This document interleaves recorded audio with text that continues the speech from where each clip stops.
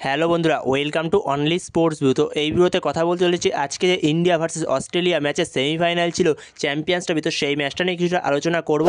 তো সেই ম্যাচটা ইন্ডিয়া জিতে ফাইনালে চলে গেল, তো একটা বদলা হয়েই গেল 2023 ওয়ার্ল্ড কাপে। তো এই বিষয়টা নিয়ে কিছুটা আলোচনা করব। তো ভিডিওটি সবাই শেষ পর্যন্ত দেখতে থাকো, আর চ্যানেলে নতুন হয়ে থাকলে চ্যানেলটি সাবস্ক্রাইব করে পাশে থাকা বেল আইকনটি অন করে পাশে থেকো। তো সেই জায়গায় আজকে ইন্ডিয়া রোহিত শর্মা সে টসে হেরে যায়, যেখানে অস্ট্রেলিয়া টসে জিতে যায়। টসে জিতে তারা ব্যাট ফার্স্ট নেয় এবং অস্ট্রেলিয়ার সবথেকে গুরুত্বপূর্ণ ব্যাটসম্যান ট্রাভিস হেড, তো তার উইকেটটা বরুণ চক্রবর্তী নিয়ে নেয়। তো সেখানে Varun Chakravarthy you are beauty, তো অসাধারণ বোলিং বরুণ চক্রবর্তী। তো সেখানে বরুণ চক্রবর্তী ট্রাভিস হেডের উইকেটটা নিয়ে নেয়, অস্ট্রেলিয়ার সবথেকে ভয়ঙ্কর ব্যাটসম্যান বর্তমান সময়। তো সেই জায়গায় ট্রাভিস হেডের উইকেটটা বরুণ চক্রবর্তী নেয়। এছাড়াও এর পাশাপাশি রোহিত শর্মার একটা বড় রেকর্ড হয়ে গেল, তো যেখানে Rohit Sharma ICC 2023 world cup আনবিটেনভাবে ফাইনালে গেছিলো এবং 2024 টি20 ওয়ার্ল্ড কাপেও আনবিটেনভাবে ফাইনালে গেছিলো এবং 2025 চ্যাম্পিয়ন্স ট্রফিতেও আনবিটেনভাবেই ফাইনালে গেল রোহিত শর্মা। তো সেইখানে রোহিত শর্মার নেতৃত্বে এই একটা বড় রেকর্ড টিম ইন্ডিয়ার। তো যেখানে আজকের এই ম্যাচের জন্য দুবাইয়ের পিচের উইনিং স্কোর ছিল 260 থেকে 265, তো সেইখানে 264 করতে পারে শেষ পর্যন্ত অস্ট্রেলিয়া, 265 টার্গেট হয়।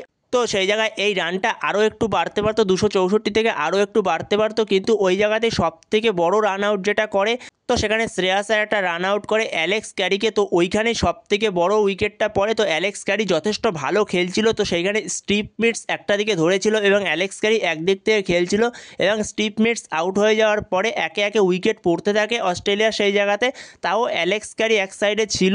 তো সেখানে অ্যালেক্স ক্যারির উইকেটটাই সবথেকে টার্নিং পয়েন্ট ছিল। তো সেই জায়গায় যদি অ্যালেক্স ক্যারি আউট না হতো তাহলে সেই রানটা 285 বা 290 গিয়েও থামতে পারতো। তো সেখানে ইন্ডিয়ার জন্য ওটা একটা খুবই বড় টার্নিং পয়েন্ট ছিল। তো এরপরে ইন্ডিয়া যখন ব্যাটে নামে, ব্যাটে নেমেই ফার্স্টে শুভমান গিল আউট হয়ে যায়। তো শুভমান গিল 8 রান করে আউট হয়ে যায়। এরপরে রোহিত শর্মা সে দুবার বেঁচে যায় আউট হওয়ার হাত থেকে। তো সেই জায়গায় শেষ পর্যন্ত 28 রানই করতে পারে রোহিত শর্মা। তো রোহিত শর্মাও আউট হয়ে যায় একটা সুইপ খেলতে গিয়ে। তো সেই জায়গায় রোহিত শর্মা আউট হওয়ার পরে পুরোপুরি বিরাট কোহলি ধরে ম্যাচটাকে, যেখানে ম্যাচের ইনিংসটাকে বিল্ড করে শ্রেয়াস আয়ার আর বিরাট কোহলি মিলে। তারপরে একটা পার্টনারশিপ গড়ে তোলে শ্রেয়াস আয়ার আর বিরাট কোহলি। তো সেই জায়গায় বিরাট কোহলি একটা অনবদ্য ইনিংস খেলে যায় 84 রানের 98 বলে। তো সেই জায়গায় দুটো উইকেট পড়ে যাওয়ার পরে বিরাট কোহলি যেভাবে ইনিংসটাকে বিল্ড করলো, তো একেই বলে বড় ম্যাচের প্লেয়ার। তো সেই জায়গায় চেস মাস্টার একেই বলে। তো এই কারণেই বিরাট কোহলিকে চেস মাস্টার বলা হয়। তো সেখানে বিরাট কোহলি অনবদ্য।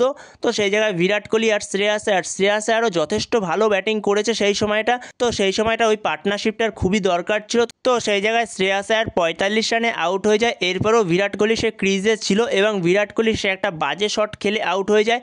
তো সেই জায়গায় সে পরে বুঝতেও পেরেছে তার হয়তো ওই শটটা খেলা উচিত হয়নি, তার ইনিংসটাকে আরও বিল্ড করা উচিত ছিল। তো বিল্ড করতে পারলে তার 100টাও চলে আসতো, আরও একটা 100। তো এছাড়া আকসার প্যাটেলের কথা ভুলে গেলে চলবে না। আকসার প্যাটেলও একটা সুন্দর 27 রানের ইনিংস খেলে গেছে, ছোট্ট একটা ইনিংস। তো এরপরে বিরাট কোহলি আউট হয়ে যাওয়ার পরে উল্টো দিকে কেএল রাহুল যথেষ্ট একটা ভালো ইনিংস খেলেছে, কেএল রাহুল দুরন্ত। তো সেই জায়গায় কেএল রাহুল সেও একটা দুরন্ত ইনিংস খেলে 42 রানের শেষ পর্যন্ত। তো সেখানে শেষ পর্যন্ত নট আউট থাকে কেএল রাহুল। এছাড়াও বিরাট কোহলি আউট হয়ে যাওয়ার পরে হার্দিক পান্ডিয়া দুরন্ত একটা ইনিংস খেলে 24 বলে 28 রানের, যেখানে অ্যাডাম জাম্পাকে পরপর যে দুটো 6 মারে হার্দিক পান্ডিয়া, তো ওইখানেই ম্যাচটা বেরিয়ে যায়। তো দুরন্ত হার্দিক পান্ডিয়া, তো সেখানে হার্দিক পান্ডিয়া অনবদ্য। তো সেই জায়গায় ইন্ডিয়ান টিম অনবদ্য পারফরমেন্স করেছে। এর সাথে সাথে বরুণ চক্রবর্তী সে বলিংয়েও দুরন্ত পারফরমেন্স করেছে, মোহাম্মদ শামি দুরন্ত পারফরমেন্স করেছে।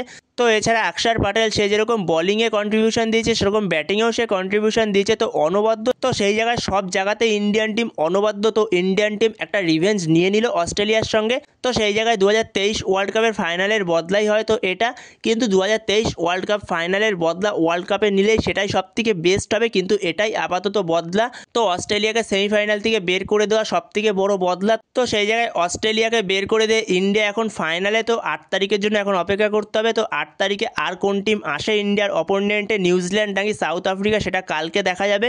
তো কালকে সেমিফাইনালে কোন টিম যায় ফাইনালে, তো সেই জায়গায় 8 তারিখে আবারও ফাইনাল হতে চলেছে। তো আরও একটা ট্রফি আসতে চলেছে রোহিত শর্মার হাতে। তো বন্ধুরা, তোমাদের কাছে আজকে কীরকম লাগলো ইন্ডিয়ার এই ম্যাচটা, তো তোমাদের মতামত অবশ্যই কমেন্টে জানিও এই বিষয়। তো এই ভিডিওতে এই পর্যন্তই। তো এই ভিডিওতে এই আপডেটটা নিয়ে আলোচনা করার ছিল। তো ভিডিওটি ভালো লাগলে অবশ্যই লাইক, শেয়ার, সাবস্ক্রাইব করতে ভুলো না। তো নেক্সট ভিডিওতে দেখা হচ্ছে, ততক্ষণের জন্য বাই বাই।